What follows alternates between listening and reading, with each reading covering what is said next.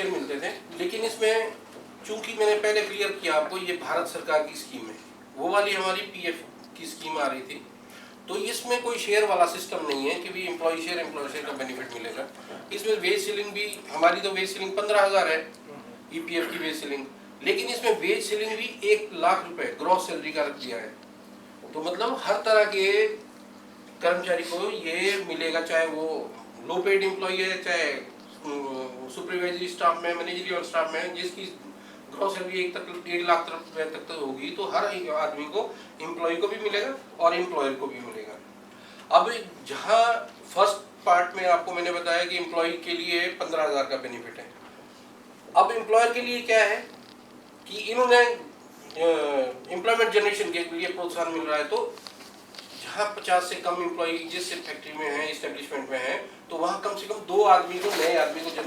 Employment देनी है कम से कम, तभी जाके आपको ये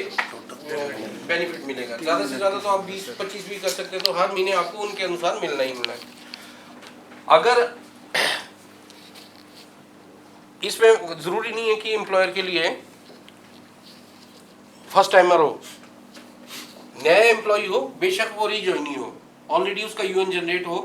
कहीं से नौकरी ऑलरेडी उसकी छूट गई है, अगर आप उस एम्प्लॉय को भी रख रहे हैं तो एम्प्लॉयर को उस पर भी बेनिफिट है, पहले भी है तब भी मिलेगा। मतलब कि एम्प्लॉय को नहीं मिला, एम्प्लॉय को उसी को मिलेगा जिसका यूएन फर्स्ट टाइम जनरेट होगा, मतलब 1/8/2025 से। अब इसकी पीरियड क्या है जी, पीरियडिसिटी इसकी ये है कि अगर आपकी रजिस्ट्रेशन मान लो 1/8/25 से शुरू हुआ तो 31/7/2027 तक, है ना जी। अगर इस बीच में आपके पास कोई भी एम्प्लॉय आता है, उसको आगे कम से कम 2 साल का बेनिफिट मिलेगा। अब बेनिफिट जो मैंने स्लैब तो आपको बता दिया कि 3 स्लैब में मिलेगा और कितना पीरियड के लिए मिलेगा। तो बेसिक इसका टाइम पीरियड 2 साल का ही है, लेकिन अगर कोई इस्टेब्लिशमेंट मैन्युफैक्चरिंग सेक्टर की है, अगर वो मैन्युफैक्चरिंग सेक्टर की है, तो उसको तीसरी और चौथी साल के लिए भी एक्सटेंड किया जाए, 4 साल के लिए। तो मैन्युफैक्चरिंग एरिया में आपको 4 साल के लिए, सर्विस एरिया में या दूसरे जो आपके जो भी सेंटर आते हैं, तो सेक्टर आते हैं, इसमें आपको 2 साल के लिए बेनिफिट है। तो इसमें ज़्यादा इसको आगे बढ़ाने के लिए भारत सरकार का यही है कि हम